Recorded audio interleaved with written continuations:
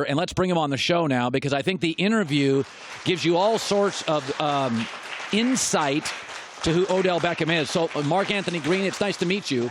So, it was in the winter. 6 months ago, Odell Beckham calls me on FaceTime. Oh, okay. We talked for 30 minutes. Okay, you guys are good friends. No, but we talked. Okay. I'll give you some background. So I had talked about something on the air. And I had said, I don't remember Odell Beckham being a problem at LSU or his first year in New York. But I said it's quite possible that he is a person, because I can relate to this, that doesn't do well with chaos. And the Giants have become increasingly chaotic, and that may be a poor environment for him, like it is for me. I've gone to therapy on this. I don't like chaotic situations. I like stability. Right. He called me and goes, man, you nailed it. Right. He goes, the last 3 years, I don't know what I'm getting week to week. So we had this fascinating – he did most of the talking, but he was fascinating. Yeah. Now, we've since fallen out. I said something he didn't like. But let's talk about Odell the person before we go, Mark, to Odell the football player. Do you think he's happy in your conversation? You're dealing with a happy athlete. I mean, I asked him. I said, are you happy? And he said, yeah. So, I gotta take his word on that. I think my observation of him is that in LA with his friends, with his family, with his dogs, he loves his dogs. He's super happy. He was super happy, and because he's in his own environment. And there was some distance from so much scrutiny, and it was a little distance from playing the game. But he also, I think, really loves playing the game of football. Yeah. And in an ideal world, he would play the game and be able to play the game his way with who he wants to play with. And I think that Cleveland is close to an ideal situation for him. Okay. So you think in his world he'd just like to play football. See, this is where I would push back. I think he also liked the Instagram followers, and there's nothing wrong with that. Yeah. I think that comes with it. He likes. I said this. Remember before Facebook, there was a company called MySpace. Okay. MySpace. You're a little older than me. So I know. But MySpace was a precursor to Facebook. Yeah. MySpace wasn't. We weren't quite ready for MySpace. Facebook took the best of it, tweaked it, and made it tighten. Odell Beckham in my lifetime is the first NBA player in the NFL, and I'm not quite sure the league is pivoting. This is my takeaway. He's MySpace. That is Odell being the first NBA player in the NFL. That is what we would call a bar. That is a good sentence. It's great. I agree with you 100%. The thing I would say is that if you love the NFL, it needs more NBA players, or it's going to end up like the MLB, which is old, stagnant. You need personalities. This is entertainment. And I think people like Odell Beckham Jr., though they are rare, they're really special. He you remember that movie Wild Things? Yeah, of course. I mean, not Wild Things. The character's name was Wild Things. The Major League. Yeah, of course. And by the way, Wild Things was also good with a young woman who I used to have a crush on, but that's another movie. Yeah, again, different generations. But, I think that he's kind of like that character. He's Charlie Sheen's character in the film. He even down to the haircut. I mean, this is a guy who he's super electrifying. He plays with passion, for better and for worse. And I can't figure out what more you would want from a player for entertainment. This is true. Joy and I talk about this a lot. What makes basketball work is labor runs the show. In basketball, labor runs the league. Why don't we call them stars? I don't want to call it labor. I understand what you're saying. Employees. Technically, yes. Yeah. It's like an employee. It's in a company that employees have all the stock. Yes. Right. So employees I'll just use labor like that's an old term. Run the NFL has really been, and by the way, it should be that way, Mark, because basketball players change commerce and points. 100%. Outside of quarterbacks, Vegas doesn't designate a single NFL player that's worth a point. J.J. Watt was not worth half a point. So my pushback on that would be, for entertainment, you are right. Yeah. But the NFL's like, our Pro Bowl gets higher ratings than all of their games except the finals. We're not about the star. We're about the system. We're about the shield. They got to evolve, or I'm saying we're having this conversation now, and a part of our job, everyone's job here is to try to see around the curve. Right. And I'm saying on this show, They have to change that mindset, or the NFL will struggle in the future, and it's going to get worse and worse. And people like Odell Beckham Jr. for your company is a great thing, and you should embrace that. Yeah. Well, we do. We talk about him all the time. Yeah, and you guys embrace it, and sometimes he likes what you say, sometimes you don't. But you understand that. These kids, every kid is obsessed with sneakers now. Every kid is into fashion. You see all these kids that try to dress like these NBA players. Odell's one of the few NFL players that has embraced style. Obviously, I'm coming from GQ, so it's a thing I pay attention to. Right. But, that's a massive part of influence. And all these people that had Odell Beckham Jr.'s haircut, imagine if you had 5 Odells.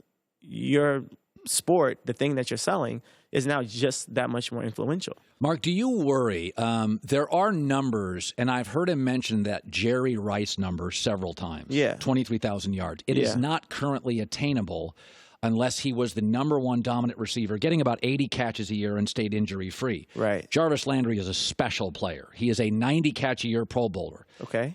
Friends don't give friends catches.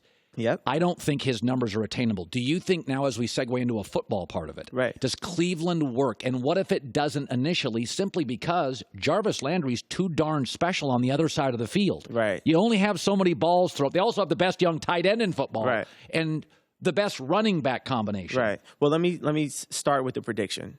And, Sure. This is between us. Yeah. Just nobody's listening. Yeah. I'm predicting the Cleveland Browns to win a Super Bowl. This year. First year out. I think it's going to work, to answer your question. I think that a lot of things on Twitter and in previous segments, people are like criticizing Odell for having this goal. Right. I think that's silly. He should, on one hand, we're like, hey, you got to really want to be the best. You got to want to care about football.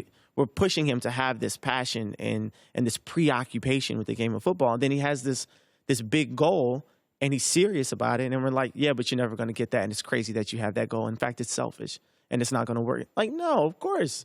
He should have that goal. Everyone should look in the mirror and try to go out and be the best. And if you're not the best, you should be trying to beat the best. And that's all he's trying to do, in my perception of it. He talks about retirement at one point in his career. So obviously New York was not, at some point, this was not working at all. Yeah. Like, how low do you think it went for him there? I think it got really bad. But I also think, if I'm being very honest, I think Odell's sensitive. I'm sensitive. So I felt like I was speaking to another person who's sensitive.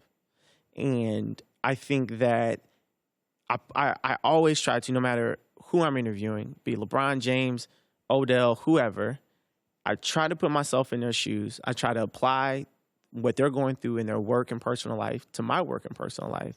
And if things were, as you said, as chaotic at GQ, and the only way I could play the game is be at GQ, I probably would think about retirement as well, because I'm sensitive.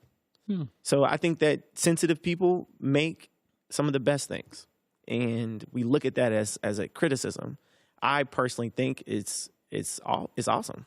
So, I think he was really, really bad, but I also think he's sensitive, and I think the Browns are better equipped to deal with a sensitive superstar like Odell. What would be a troubling sign, Mark, to you in Cleveland? Week 5, week 6, something happens. Where would you, with your insight now, go, oh, this is not the direction, not the pivot I want to see?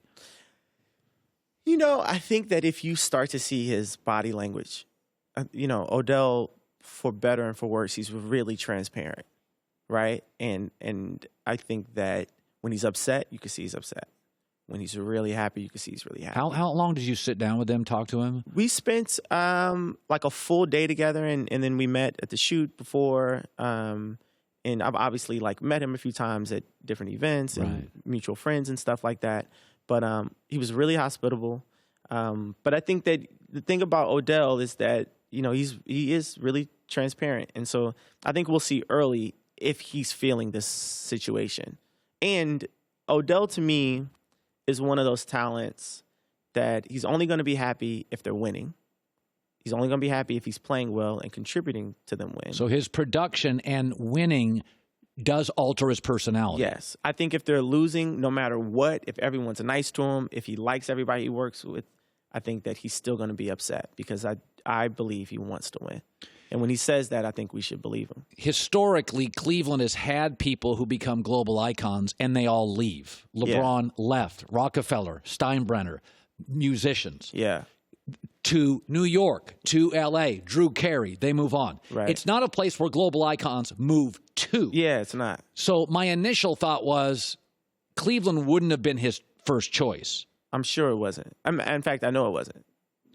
How do you think it'll work based on the fact that he is, when I think of Odell, I think of New York, Hollywood, Paris. Yeah. I don't think Cleveland, and I do think cities matter. But you made a really good point earlier that I think answers this question.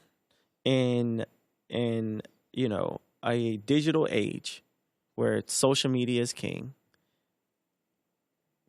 how is Odell Beckham Jr. getting lost in Cleveland? What is he going to do that I would miss in Cleveland?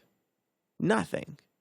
So I don't think he loses anything, and I think that idea of going to I'm from Kansas City. I'm from a Midwest city. Yeah. So you know I pull for all the Midwest cities. Sure. I want them all to win and get all the stars. But the idea that somebody's going to get lost in that, I just think is antiquated, and I don't think it's real. Hi, everybody. Thanks for watching. Subscribe here to get the latest from the show. Also, be sure to check out more of the best clips from The Herd or go watch a few segments from other shows on FS1.